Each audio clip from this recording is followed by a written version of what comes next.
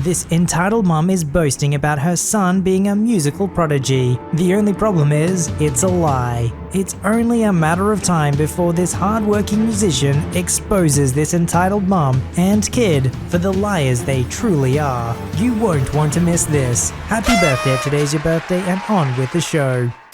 Okay, so for a little context, I'm a high school student in my junior year, and I've won various awards for my oil paintings. Some of my works are displayed in local galleries as well, and I take commissions which vary in price depending on the type of painting they want. Most of my patrons request biblical paintings, since I am best at painting in a Renaissance Baroque style, and I love to paint scenes with lots of movement. That being said, I also paint a lot of portraits of families, local politicians, etc. Basically, if you pay me, I will paint anything. This all happened before the virus, and I was displaying some of my work at my school's art fair. Basically, the district rented a huge auditorium where various schools would display their best work and then auction it off for charity. It was a fun event, and a surprising amount of people showed up. Now, here is where it starts. I had about 5 or 6 paintings on display. Most of them were depictions of Greek myths or stories, with a few exceptions being a painting of Jesus' crucifixion and a painting of my girlfriend as a goddess, which she is. I had some business cards that my dad had gotten for me, which had some of my info just in case people wanted to commission me, along with a pamphlet of my prices and such. In comes the EP with her baby in a carrying thing. I don't know what they're called. They look like baskets. I am sure you've seen one before. I must say, the baby looked pretty new. Their face was all swollen and they looked pretty small. Why she would bring a newborn to a crowded area with lots of noise, I don't know, but hey, I'm not a baby expert. She grabbed a business card and examined it, then looked back at my paintings. Hey, these are pretty cool. Obviously nowhere near as good as the old masters, but a pretty close second, I guess. Though for a 16-year-old, they're pretty good. Oh, thanks, I guess. I've been painting for a pretty long time, and I'm glad that people enjoy my stuff. I appreciate the compliment. Oh, I see you do commissions. How much for one of me and my baby? Well, it depends on what you want. What did you have in mind? Maybe us laying in a field or something. I don't know, something cute. Oh, I can do that. What size did you have in mind? EP points to the Jesus painting, which was 16 by 20, so a standard medium-ish painting. Okay, well, for 2 people, normally it would be about $200, but since your baby is not a grown adult, I can make it $125.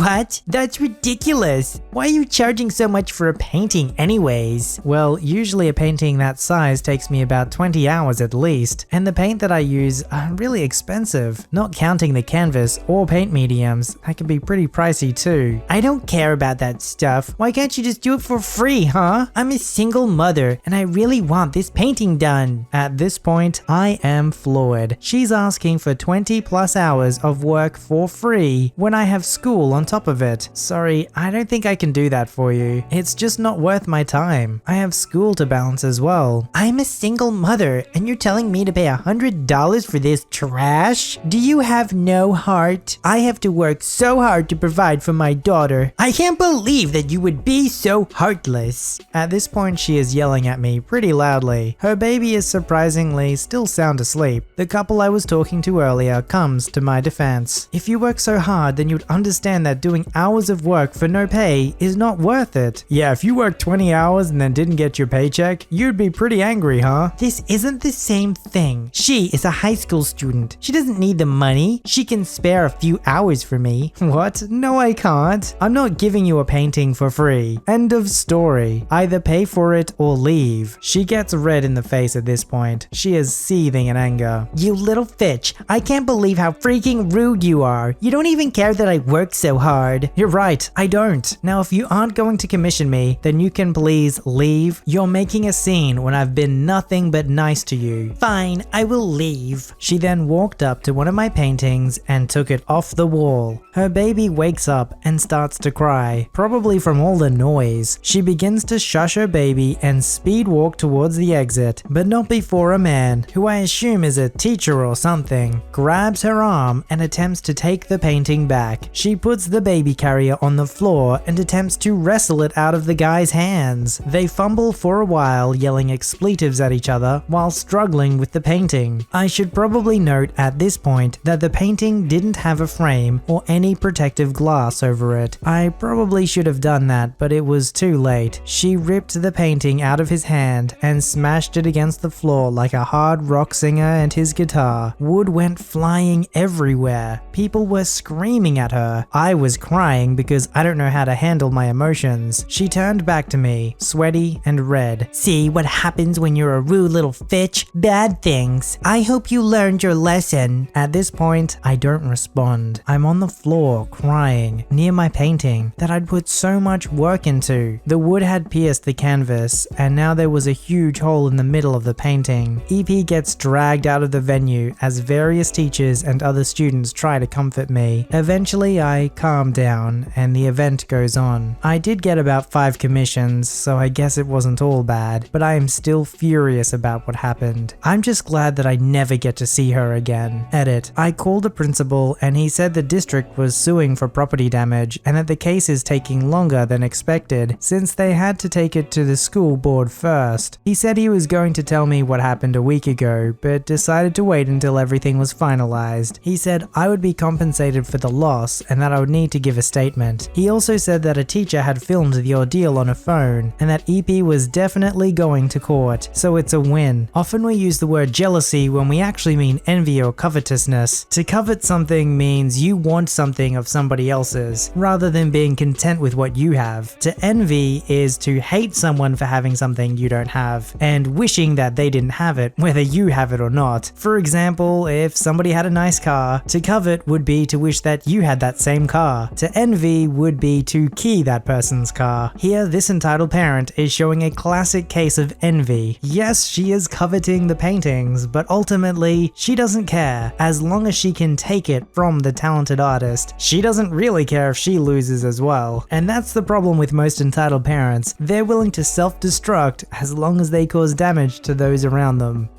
This happened about 13 years ago, during my time as a university student. It just came back after I had a short exchange with a coworker at the end of a video call on what we both had for lunch. So back when I was living in a one-room flat in a private rented house with about 16 to 20 students, all in one-room flats. Since the university was practical-oriented, its students varied from fresh out of grammar school kids over young adults who worked less than 10 years to make the needed money, like me, and people with 20 plus years in their work life who needed a degree to rise the career ladder further. Besides being all very different, the people in the house got along quite well, mostly because everyone had their own small bathroom, fridge, and cooking plate, I guess. About once a month we gathered to socialize, barbecue in the summer, hot dogs, pizza or takeout in winter, in the yard or the one shared party room. In the barbecue times, we had one gal, one guy vegetarian, and 2 guys that did not eat pork due to religious reasons. The one guy, ED, was very specific that no pork was allowed on his barbecue grill. All 3 grills belonged to the landlord, but we had no problem since we needed a vegetable grill anyway. You wouldn't believe how good a zucchini roasted with herbal butter tastes next to a steak unless you try it. The rule for our events was bring what you use, everyone for himself, on foods and drink. All bags and bottles with your name on it put in a portable fridge, unless it was a birthday or graduation party, and the guy-gal inviting bought it all. So my birthday was the first time I bought vegan hot dogs. Not so bad if you drown them in sauces. ED and 3 of the elders had their kids over at our event from time to time. Only difference was ED often did not feel the need to get the additional supplies for his son, or for him, and instead was taking other people's stuff off the grill if it was visibly not pork, and served themselves on other people's drinks from the fridge. I normally had a longer car drive home for the weekend after our events, usually Friday evenings, so I was one of the very few people that brought non-alcoholic drinks. So naturally, my juice mystically disappears before I could even have a second glass. It's just cheap juice, so I never got angry, and I didn't get angry on one turkey piece missing. That happens on a large event. Until this one particular evening. I was not planning to drive home, so I mixed a juice-based cocktail, filled with the juice bottle with it, and went to the party. I guess you can figure out what happened. About 2 hours in the event, Edie was storming towards me, dragging his son, about 12 or 15 years old, behind him, and started yelling. I'll spare you the details, but to sum it up, I was an evil heathen that disrespects his religion and tried to poison his poor son. I didn't know what he was talking about and asked,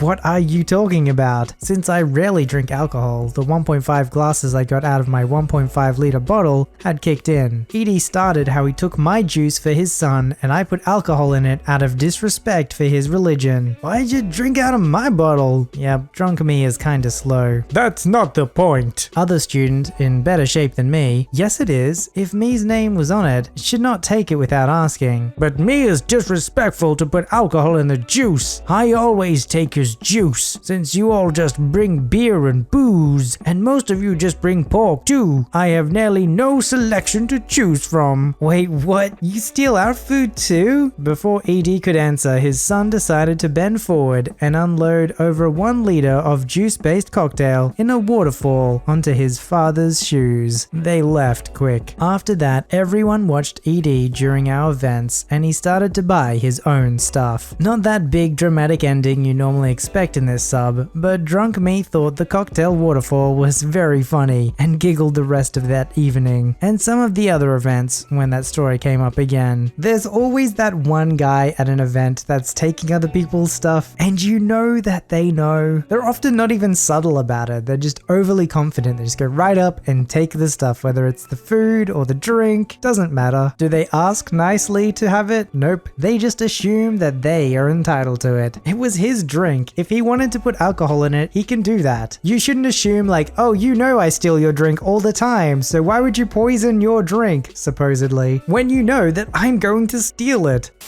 So I've been practicing for a classical piano audition at my local conservatory, equivalent of music university in other countries, because it always has been my dream to perform classical music. If you wander around my profile, you'll notice that it is sadly not my first encounter with an entitled parent also, but still, I've been studying hard for 4.5 months and I feel so proud for all the work that I've managed to finish. The fact is that classical piano is one of the hardest sections of the conservatory to get in, because there's always so many people that want to get in and try. This is about all that I have to say about the backstory. My mum knew EM for a long time. EM is selfish, rude, and always likes to brag about EK's abilities with other people that don't want to hear anything from her. EM is hella rich also, and doesn't make a problem to brag about that too. EK is a pianist also, younger than me, about 11, entitled to the bone. I wouldn't say he is not skilled, but we shared a piano once, and he seems not to care about anything but his playing. I complimented him once for his playing, and he just didn't care. Plus he can't stand my playing for more than 5 minutes. EM kept on bragging with my mum about EK being a young talent, a skilled pianist, and prolific composer. As soon as she discovered that I wanted to go to the conservatory too, she seemed to not like any sort of competition for her son, and subtly made comments on my playing with my mum, trying to convince her to not let me do this exam, although she never actually heard me playing. This obviously made me incredibly upset, because I sadly knew that who is rich and or has contacts inside of the conservatory was pretty much assured to pass. I don't know if this is a thing only here or in most of academic ambiences regarding music, but this actually made me feel quite worried. I had the occasion to hear EK studying a quite simple etude, Stephen Heller's 12th etude from Opus 45 or 47 I believe. My teacher told me so much information on the correct performing/phrasing about that etude, and I felt so informed about it. So as soon as EK finished playing and asked me if I heard how good his playing was, I just submerged him with harsh and frustrated critique. First of all, no phrasing. Dynamics were completely ignored. Barely used any pedal when it was asked. No accent, no crescendos, no final diminuendo, no legato. Second of all, I told him how there was a huge lack of decent interpretation, too quick of a tempo to be satisfying to the ear. He was shocked. He surely wasn't expecting that, and he probably didn't know half of these words. Obviously, EK told everything to EM, which reported everything to my mom, saying that I insulted EK's playing and that I should have apologized. She said how I wasn't nice and polite to have private lessons with a teacher at the conservatory, and that with my aggressive attitude, I wouldn't have lasted long. She once again boasted about her contacts and walked away. I quickly forgot about him and EM and continued studying until 1 week ago. The exam results were sent to us by email. This year's exam was based on a video with specific requirements that I had to send to examiners in order to pass, so I think it was a little bit easier to pass, although examinators would have probably been more fussy and would give more weight to errors. I passed. I did it. I cannot describe my joy and relief knowing that. And then EK came to my mind. We spent some time searching through my conservatory's website in order to see a full list of the students who passed, and I felt so good, so avenged that EK failed. He failed! I watched the list for more than 10 times, not believing it, but despite the money and the contacts, he failed. I never felt so good in my life, and doubt I ever will. So, moral of the story, at least wait for the results to boast about something. Or please, don't boast about anything at all. Nobody likes a boast either way. If you boast and build yourself up and then fail, then everyone will laugh at you and you're completely humiliated. If you boast and you end up succeeding and becoming number one, everyone will despise you. No one's going to like you. They're not going to see you as a leader they want to follow. The only other thing that annoys me though is when people use fake humility as well. I think sometimes you just have to be sincere. If you're excited that you did so well, just say it. Yeah, I'm so glad I got in. It was hard work, but I finally made it and I'm just really happy. People are just going to be happy for you if you're like that. If you show fake humility, you just go like, oh, I don't really deserve it. You should have got in. You're way better than me. People can see through that stuff very easily. And I think they lose respect for you too. Well, it was nice to finish on a story where an EP and an EK end up getting completely humiliated.